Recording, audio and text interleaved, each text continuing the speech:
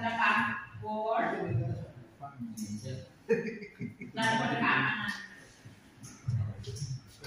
Yang atas itu apa ya? Ya, yang paling atas nomor telepon. Nomor telepon itu bisa dipilih gayanya ya. Jadi yang itu plus 592. Terus habis itu misalnya nomornya 08.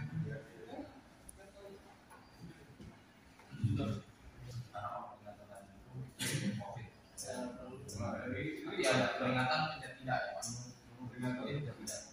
Peringatan itu pencet tidak, karena peringatan itu menandakan apakah Bapak itu terinfeksi virus COVID-19.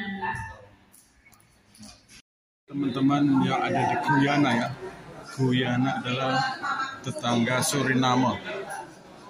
Kita lagi kumpul dengan warga Indonesia yang ada di Guyana. Asik ini kita ngomong dengan teman-teman Indonesia yang ada di Guyana Pak ya? Iya. Di Guyana. Udah berapa lama di Guyana Pak? Saya udah hampir 2 bulanan. Oh 2 bulan, oh baru.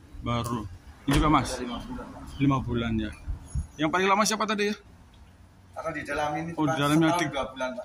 Oh setahun 2 bulan. Yang 30 tahun katanya ada ya? 7 bulan kan? 7 bulan ya. Kerja di mana Pak? Pulang kami nanti malam. Pulang mau. Oh pulang rencana. Tapi udah selesai semuanya permasalahannya? Selesai, tidak selesai dengan baik Pak. Oh iya. Yang penting kita sudah berikan tiket. Oke, lancar ya Mas. Kita mau Bertahan gitu kalau. bertahan tidak ada hasil juga Pak ya. Oke. Kasihan Pak anak sekolah nanti di sini mengharap dari sini supaya kita pulang lagi. Tapi ya, ini ya, kalau Bapak lancar ya? Kami dari ini Pak, perusahaan Belgia. Oh, Belgia. Dari Regi. Oh, oke. Oke. Lancar-lancar ya, jauh dari keluarga. Dalam pelaksanaannya, PPLN dibantu oleh tim sekretariat, diantaranya itu Ibu Marina, silakan berdiri sebagai kepala sekretariat, dan dibantu Mbak Fauzia sebagai anggota sekretariat. Terus yang ketiga adalah Pantarlih, adalah petugas pemutakhiran data pemilih. Di sini kami mempunyai 3 petugas Pantarlih. Salah satunya adalah kami kenalkan ya, Mas Iksan, silakan mengajukan diri. Kemudian Mas Zaki, mana Mas Zaki? Oh di sana. Dan satu lagi Mbak Francisca. Ya itu. Baik, jadi kami berdelapan ini akan mengelola proses penyelenggaraan pemilu yang ada di Suriname dan di Guyana. Baik, terus Pak Fauzia. Kami melaksanakan proses pemilu ini berdasarkan ada dasar undang hukum ya. Yang pertama Undang-Undang Nomor 14 Tahun 2008 tentang Keterbukaan Informasi Publik. Kemudian Undang-Undang Nomor 7 Tahun 2017 tentang Pemilihan Umum. Undang-Undang Nomor 27 Tahun 2022 tentang Perlindungan Data Pribadi. PKPU Nomor 5 Tahun 2021 tentang Penyelenggaraan Sistem Pemerintahan Berbasis Elektronik Komisi Pemilihan Umum. Kemudian PKPU Nomor 3 Tahun 2022 tentang tahapan dan jadwal penyelenggaraan pemilu umum tahun 2024. Lanjut. PKPU Nomor 7 Tahun 2022 dalam penyelenggaraan pemilihan umum dan sistem informasi data pemilih. Dan yang terakhir, keputusan KPU Nomor 55 Tahun 2023 tentang pedoman teknis penyusunan daftar pemilih luar negeri pada penyelenggaraan pemilihan umum. Jadi ini dasar hukum kami menjalankan pemilu. Kemudian teruskan.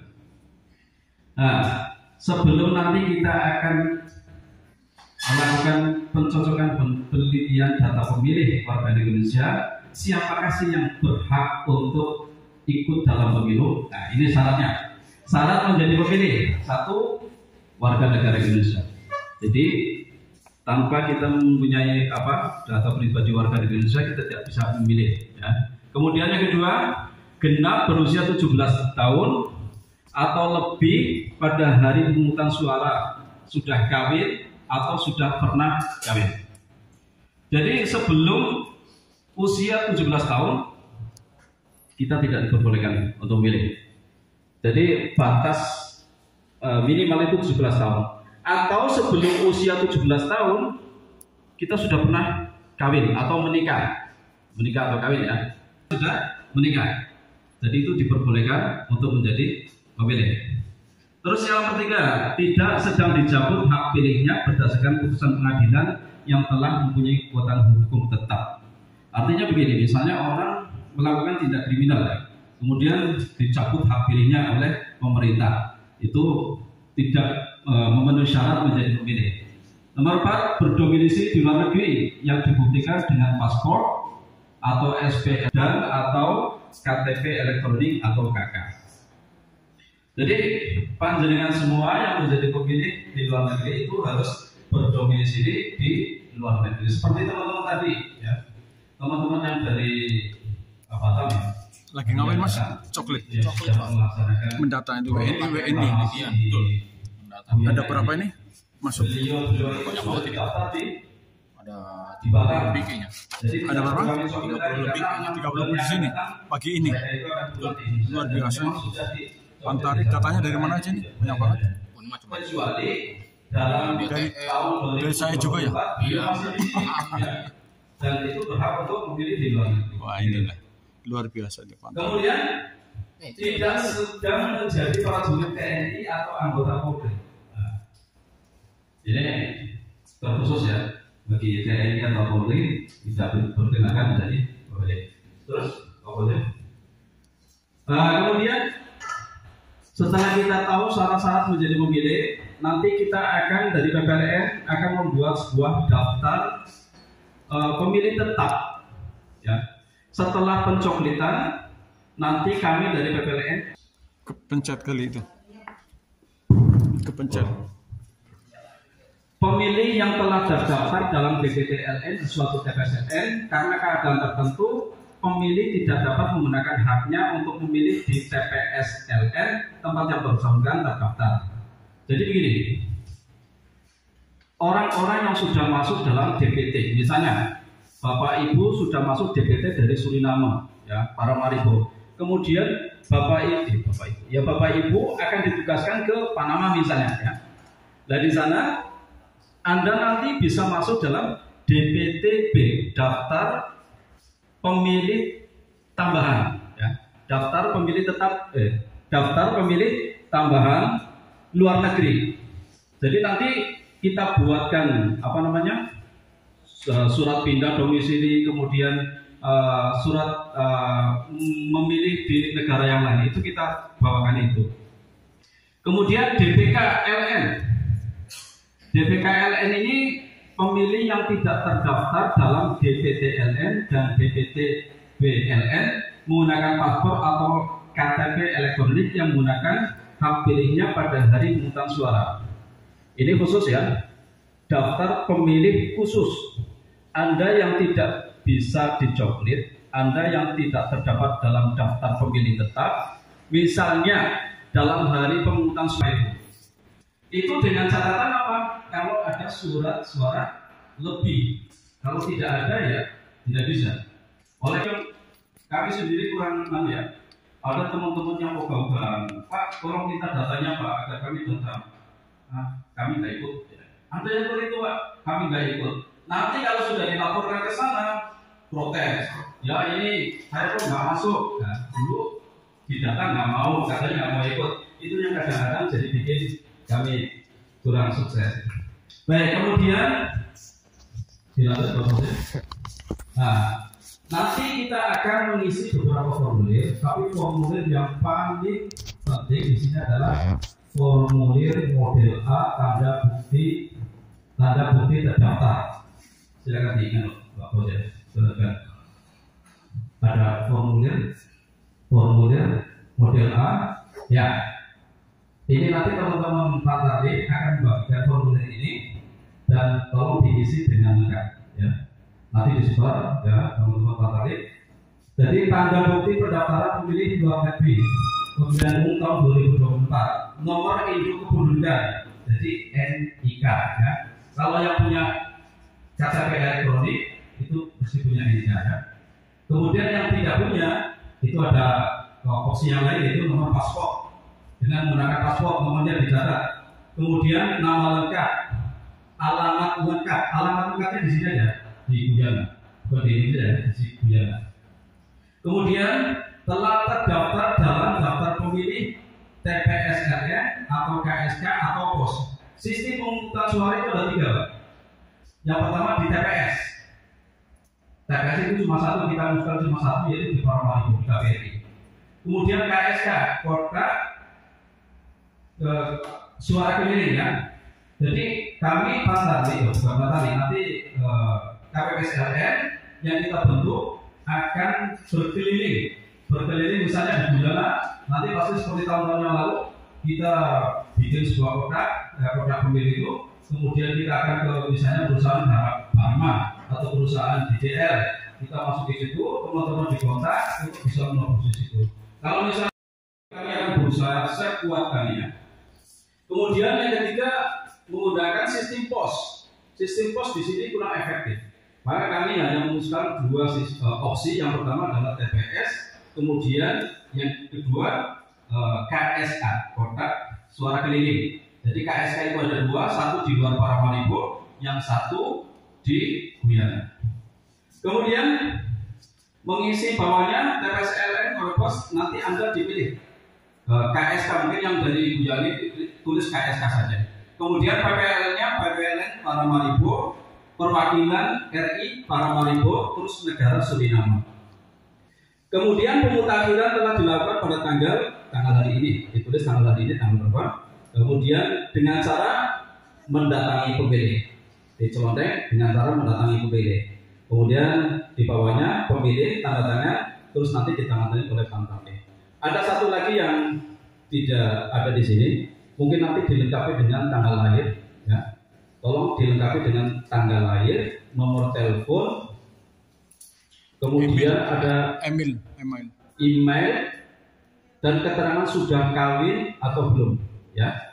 Tolong itu jangan lupa. Nanti ketika teman-teman Pantarlih menyebar formulir, dilengkapi satu nomor tanggal lahir, kemudian nomor telepon, email, address, terus keterangan sudah kawin atau belum.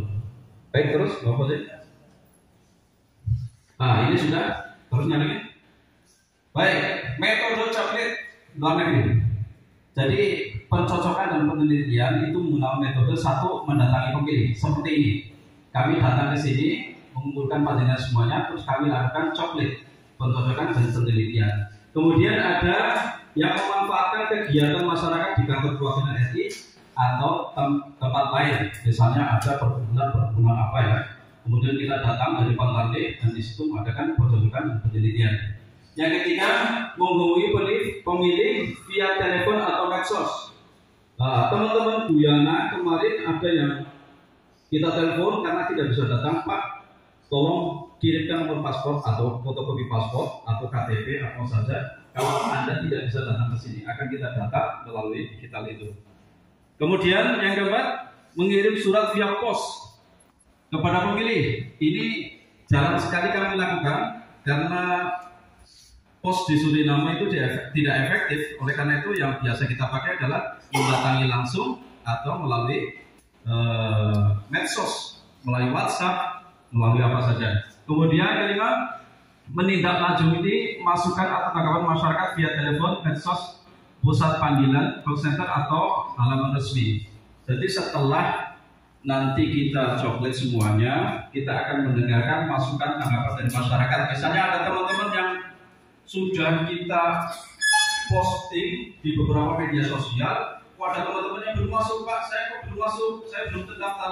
Nah itu nanti kita daftar dalam daftar pemilih sementara. Terus yang keenam, cara lain yang sesuai dengan ketentuan peraturan perundang-undangan dan dapat dipertanggungjawabkan. Next, kemudian. Terus mencocokkan daftar pemilih pada formulir A, daftar pemilih luar negeri dengan paspor otomatis. Kami dapat data dari KPU, ya. Kemudian kami cari warga negara Indonesia melalui DP4KSN itu, kita cocokkan. Di Guyana ini nama-namanya sudah ada, tapi ada yang sudah pulang, ada yang masih, kemudian ada yang tidak bisa dihubungi. Itu tugas Pantarlih dan tugas kita semuanya untuk membimbing semuanya. Kemudian yang kedua, mencatat dan memilih pemilih yang memiliki paspor SPP yang telah memenuhi syarat tetapi belum terdaftar dalam daftar pemilih, termasuk pensiunan, TNI atau Polri. Jadi teman-teman yang belum terdaftar nanti akan kita daftar, ya. Kemudian kita masukkan dalam daftar pemilih sementara. Terus memperbaiki data pemilih jika terdapat kekurangan, otomatis. Pantarlih pemilih dapat melengkapi NIK atau NIT dan NKK berdasarkan KTP elektronik atau KK. Jadi teman-teman yang belum lengkap, ya seperti kemarin cuma nomor paspornya saja, nama, alamat, tapi belum ada NIK, ya, itu nanti kita lengkapi secara sempurna. Kemudian yang kelima, mencoret pemilih yang tidak memenuhi syarat karena meninggal, ganda, pindah domisili, tidak dikenal dan telah dipastikan tidak diketahui keberadaannya. Nah ini kita dibatasi, Bapak Ibu sekalian, kita dibatasi sampai tanggal 14 Maret untuk pencocokan dan penelitian.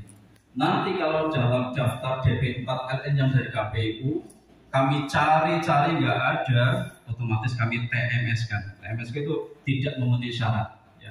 Jadi orang-orang yang ada dalam daftar itu kalau tidak kami temukan itu nanti kita coret, ya. Tapi tetap kita akan cari terus, ya, karena masih ada kesempatan untuk bisa memasukkan teman-teman yang belum terdaftar itu. Oleh karena itu saya selalu mengimbau pada teman-teman sekalian warga Indonesia jangan sampai tidak memilih, karena satu suara sangat berharga untuk arah pembangunan bangsa Indonesia. Panjenengan semua mesti tidak terima misalnya kalau pembangunan di Indonesia, ya, kalau pembangunan di Indonesia tidak sesuai dengan yang diharapkan, wah ini karena pemimpin saya kalah atau bagaimana karena jagoan saya kalah. Nah, kalau Anda ya mempunyai hak pilih, jangan sampai tidak memilih, biar nanti bisa berpartisipasi terhadap kemajuan bangsa Indonesia. Terus yang terakhir teman-teman, mencatat metode pemungutan suara yang akan digunakan di disabilitas, nomor telepon, surat, email dan lain sebagainya. Terus, baik, itu saja sebetulnya untuk pencoklitan pada siang hari ini. Sangat mudah sekali, nanti teman-teman pantarlih menyebabkan formulir, kemudian dibagikan kepada teman-teman, diisi, kemudian akan kita input ke data kita. Ya, itu saja. Ada pertanyaan? Ya.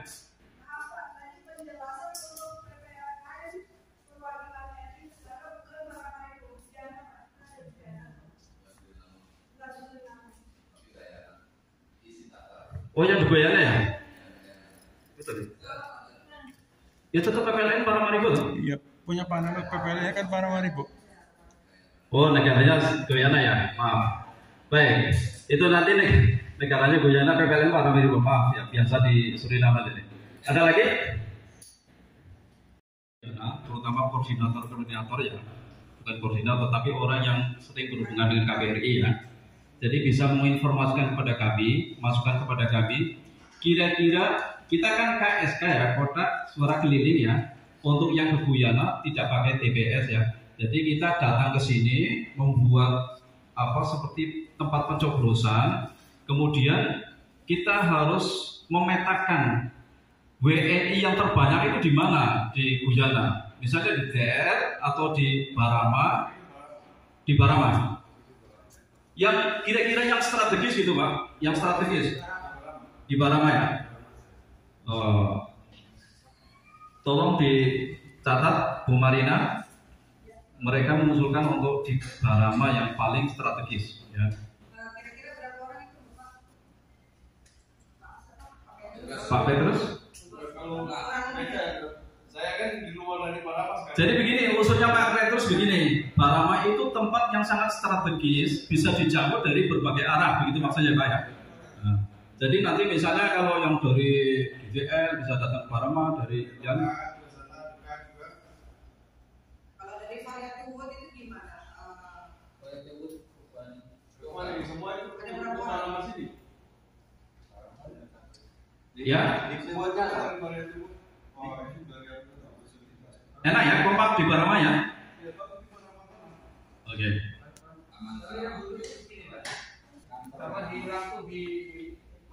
Dua titik. Oke. Karena begini ya, kalau mungkin di lingkungan Johnston sini itu bagus di Barama, karena posisi itu sangat strategis. Ya. Mungkin dari Parika, dari mana itu dekat lebih bagus di Barama. Oke. Tapi yang dari Linden maupun sana itu mungkin bagus, mungkin kalau dia yang dulu pernah ikut. Dulu ya. Kemarin itu yang dulu. Berarti 2 titik ya Pak? 2 titik di Barama dan di TL. Oke. Kalau yang dulu itu kan satu titiknya di Johnston malah. Satu titik di Johnston dan satu titik di DL. Karena kita jalan yang dari Palikan ke Palikan lebih jauh yang ke Barama bukan Johnston ya? bukan. Dulu orang Barama itu ke Johnston. Ya, kalau di DL kalau dulu Baramanya pergi ke Johnston. Oke. Kita masukkan dari Bapak-Bapak sekalian, nanti akan kita pertimbangkan. Jadi paling tidak kita punya 2 titik ya di Barama, di Johnston dan di DDR. Nanti pinter-pinter petugasnya nanti kita akan siasati itu Pak. Tapi paling tidak karena teman-teman sudah mengusulkan seperti itu, akan kita buat 2 titik di Johnston dan di DDR. Baik, ada lagi usulan? Satu usulan Pak, Ya. yang bagus memang saya perhatikan kemarin itu 1 titik di Johnston, 1 titik di DTL. Nah, antara dari Johnston mau pergi DTL melewati Barama, kita bikin 3 titik, nanti stop di Barama. 3 titik. Ya, karena dia melewati, Oke. melewati dia. Di Barama ada berapa orang? Barama itu kalau yang di Land of Canal sekarang ada 8 orang. 8 orang di DDR? 15. Tapi kan masih ada yang Datang mau datang. Oke. Antara Barama dan DDR jaraknya berapa kilo? 6 jam Pak. 6 jam. Itu harus satu hari itu titik Johnston sama Barama satu hari. Dan yang hari satu sama semuanya itu khusus DTL. Baik. Demi suksesnya pemilu akan kita pertimbangkan 3 titik Pak. Atau 4 titik. Karena saya menurut saya memang tidak susah. Oke. Kita melewati. Betul. Kami sangat memaklumi sekali ya dengan kondisi bapak-bapak yang berada di tengah hutan yang jauh, transportasinya susah. Nanti akan kita siasati bareng-bareng dengan PPL, insya Allah. Dan yang kedua, kemungkinan waktu, karena waktu kita memang harus sepakat karena kita kerja. Ya. Kita kerja dan di sini bukan di Indonesia mereka tidak tahu. Betul. Jadi selain KTP yang tadi Bapak ada yang nggak punya KTP ya. Nah itu nanti bisa download, namanya itu adalah aplikasi identitas kependudukan digital. Mungkin bisa yang menggunakan HP dengan aplikasi Android itu bisa di download. Cuman untuk mengaktifasi itu harus datang ke kelurahan biasanya gitu. Sementara ya. Tadi nggak tahu kalau perkembangan selanjutnya. Jadi sementara untuk mengaktifasi KTP sekarang KTP digital. Jadi dimanapun Bapak berada, nggak perlu kehilangan KTP, nggak perlu. Jadi sekarang udah ada KTP digital. Jadi tinggal menunjukkan itunya. Sebentar, saya tunjukkan itu. Ya, jadi bentuknya adalah ini. Bentuknya itu dia ada kayak QR code gitu loh. Jadi bentuknya kayak ini. Sebentar. Nanti ini kalau misalkan dimanapun, kalau misalkan di Indonesia itu udah bisa di scan, dan akan muncul datanya semua, data kartu keluarga, data berapa anaknya, segala macam itu lengkap di sini. Jadi nggak perlu kehilangan KTP. Jadi sekarang itu udah dengan mudah Bapak semua bisa menggunakan KTP digital. Ini baru diluncurkan awal tahun ini ya. Ya.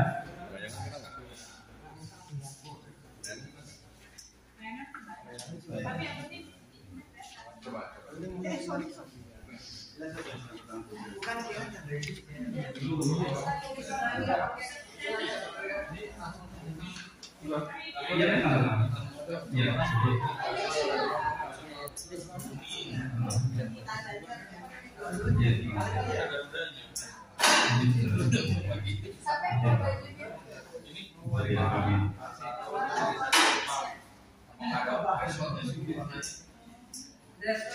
kita milih warna apa? Ini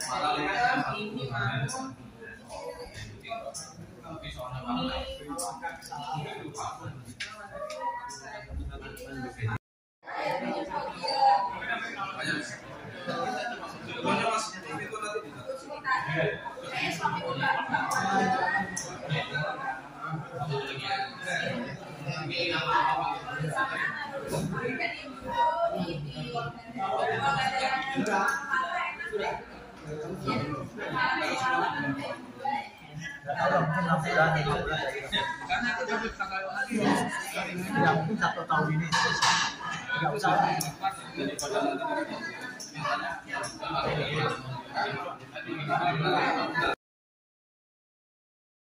Teman-teman yang ada di Guyana ya, Guyana adalah tetangga Suriname.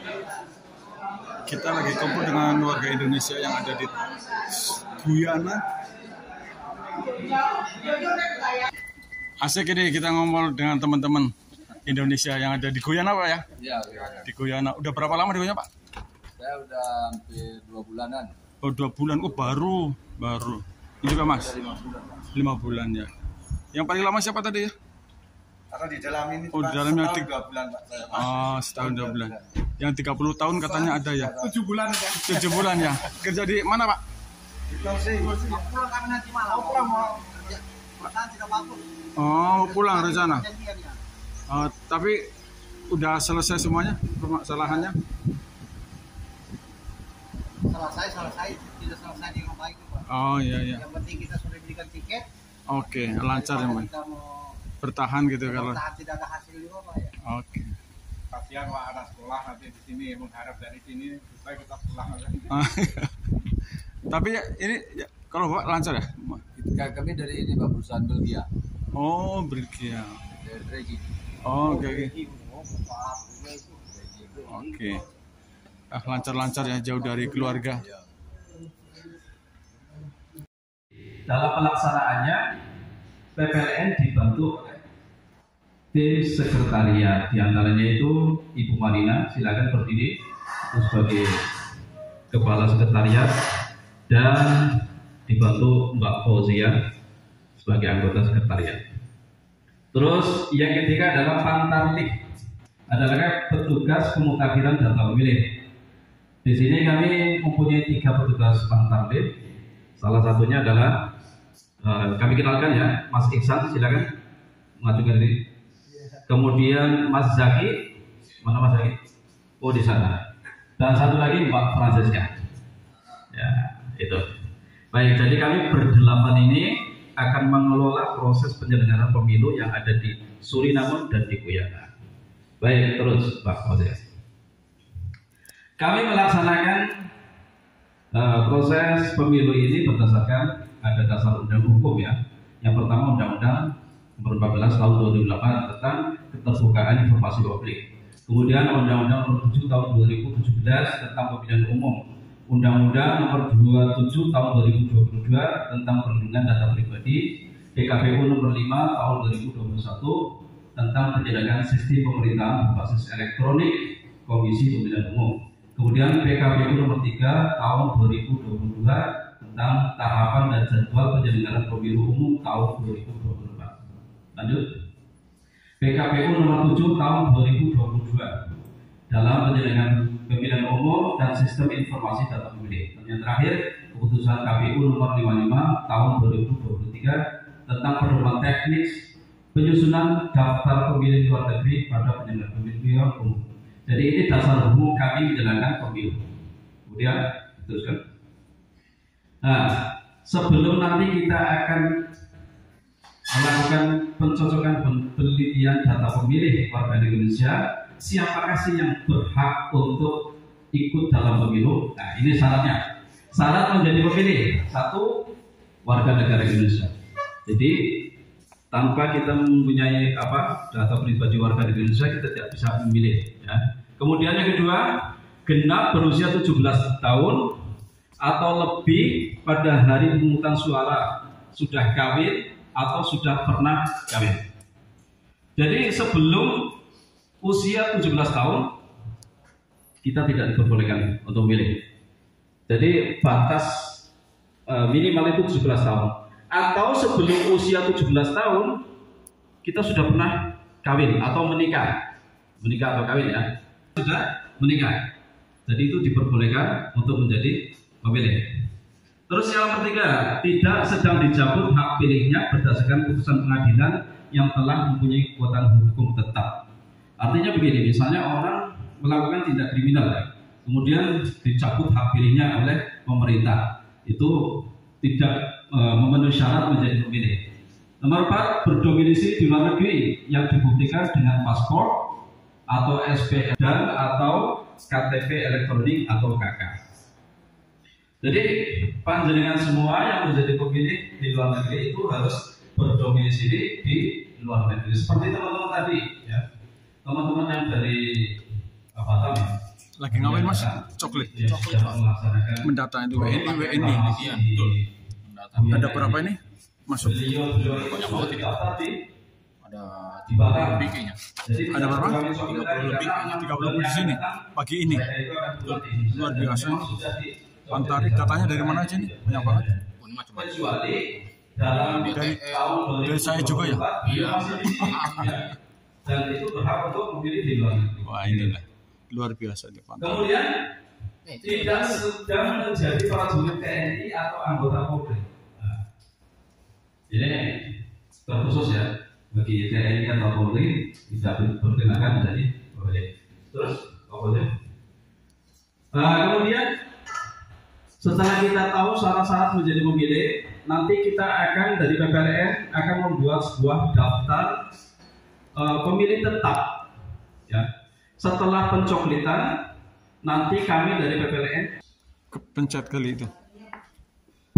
Kepencet. Pemilih yang telah terdaftar dalam DPTLN di suatu TPSN karena keadaan tertentu, pemilih tidak dapat menggunakan haknya untuk memilih di TPSLN tempat yang bersangkutan terdaftar. Jadi begini, orang-orang yang sudah masuk dalam DPT, misalnya Bapak Ibu sudah masuk DPT dari Suriname, ya, Paramaribo. Kemudian Bapak Ibu akan ditugaskan ke Panama misalnya, ya. Dan di sana Anda nanti bisa masuk dalam DPTB, daftar pemilih tambahan, ya. Daftar pemilih tetap, daftar pemilih tambahan luar negeri. Jadi nanti kita buatkan surat pindah domisili, kemudian surat memilih di negara yang lain, itu kita bawakan itu. Kemudian DPKLN ini pemilih yang tidak terdaftar dalam DPTLN dan DPTBLN menggunakan paspor atau KTP elektronik yang menggunakan hak pilihnya pada hari pemungutan suara. Ini khusus ya, daftar pemilih khusus. Anda yang tidak bisa dicoklit, Anda yang tidak terdapat dalam daftar pemilih tetap, misalnya dalam hari pemungutan suara itu dengan catatan apa? Kalau ada surat suara lebih, kalau tidak ada ya tidak bisa. Oleh kami sendiri kurang ya. Ada teman-teman yang ogah-ogahan, Pak, tolong minta datanya Pak agar kami datang. Nah, kami nggak ikut. Ada yang seperti itu Pak, kami nggak ikut. Nanti kalau sudah dilaporkan ke sana, protes. Ya ini saya kok nggak masuk. Nah, dulu didatang nggak mau, katanya nggak mau ikut. Itu yang kadang-kadang jadi bikin kami kurang sukses. Baik, kemudian dilanjut proses. Nah, nanti kita akan mengisi beberapa formulir, tapi formulir yang paling penting di sini adalah formulir model A tanda bukti terdaftar. Silakan diingat, Pak Bosen. Silakan. Ada formulir model A, ya. Ini nanti teman-teman Pak Tari akan membagikan formulir ini dan tolong diisi dengan lengkap, ya. Nanti disebar ya teman-teman Pak Tari. Jadi tanda bukti pendaftaran pemilih luar negeri pemilihan umum tahun 2024, nomor induk kependudukan, jadi NIK ya. Kalau yang punya KTP elektronik itu mesti punya NIK ya. Kemudian yang tidak punya itu ada opsi yang lain, yaitu nomor paspor. Dengan menggunakan paspor nomornya dicatat. Kemudian nama lengkap alamat lengkap. Alamat lengkapnya di sini aja, di Guyana, bukan di Indonesia ya, di Guyana. Kemudian telah terdaftar dalam daftar pemilih TPS-RN atau KSK atau POS. Sistem pemungutan suara itu ada 3, Pak. Yang pertama di TPS. TPS itu cuma satu, kita musnahkan cuma satu, yaitu di Paramaribo, di KPRI. Kemudian KSK, kotak suara keliling ya. Jadi kami nanti KPPS-RN yang kita bentuk akan berkeliling misalnya di Guyana. Nanti pasti seperti tahun-tahun yang lalu kita bikin sebuah kotak pemilih itu, kemudian kita akan ke misalnya perusahaan Dharma atau perusahaan DJR, kita masuk ke situ, teman-teman dikontak untuk bisa menuju di situ. Kalau misalnya